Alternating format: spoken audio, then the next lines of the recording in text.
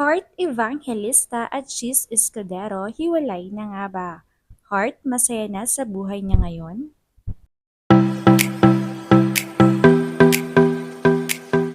Usap-usapan ngayon sa ilang social media platforms ang tungkol kina Heart Evangelista at asawa nitong si Cheese Escudero matapos mabalita na umano'y hiwalay na ang dalawa. Matatandaang noon pa man ay madalas na silang ini-issue na may problema at pinagdadaanan ang kanilang relasyon.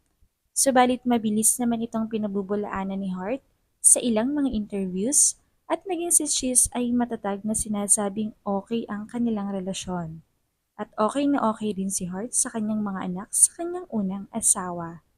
Subalit hindi nga matuldok-tuldokan ang issue na ito, lalo na nang masangkot ang pangalan ni Cheese Escudero sa flood control projects, kung saan nadadamay rin ang pangalan ni Heart Evangelista.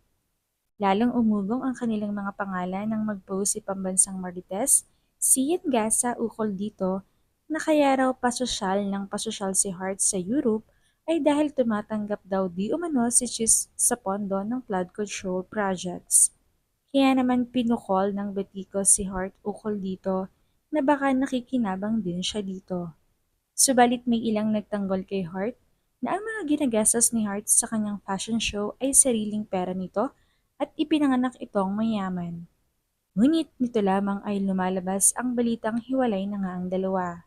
Lalo na mag-post muli si Sian Gaza noong Independence Day ng Happy Independence Day Heart Evangelista.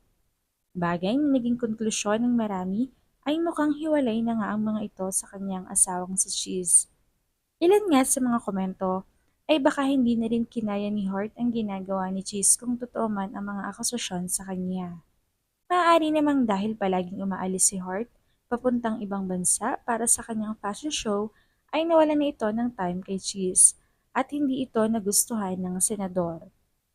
Makikita rin kasi sa mga post ni Hart sa kanyang Instagram account na talagang masaya ito sa ginagawa niya sa ibang bansa at puro ang laman ng kanyang Instagram feed ay pawang siya at mga lugar na pinupuntahan niya. Gayun din naman si Cheese na busy at abala sa kanyang tungkulin sa Senado. May ilan naman nagsasabi na baka ito ay tungkol sa problema nilang hindi magkaanak. Matatanda ang inamin ng dalawa na talagang sumusubok sila at gusto nilang magka-baby. Subalit hindi pa talaga sila binibiyayaan, kaya malamang ay isa rin ito sa kanilang pinagtatalunan. Gayunpaman, personal na desisyon na dapat igalang ng publiko. Kahit public figure sila, may karapatan pa rin silang panatilihing pribado ang mga detalye ng kanilang pagsasama.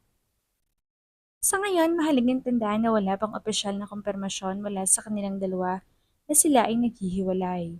Ang mga lumalabas na usap-usapan ay nakabatay lamang sa mga obserbasyon ng netizens, social media activity at mga komentaryo sa showbiz. Maging ang ilang entertainment reports ay nagsasabing nananatiling haka-haka lamang ang issue dahil wala silang inilalabas na opisyal na pahayag.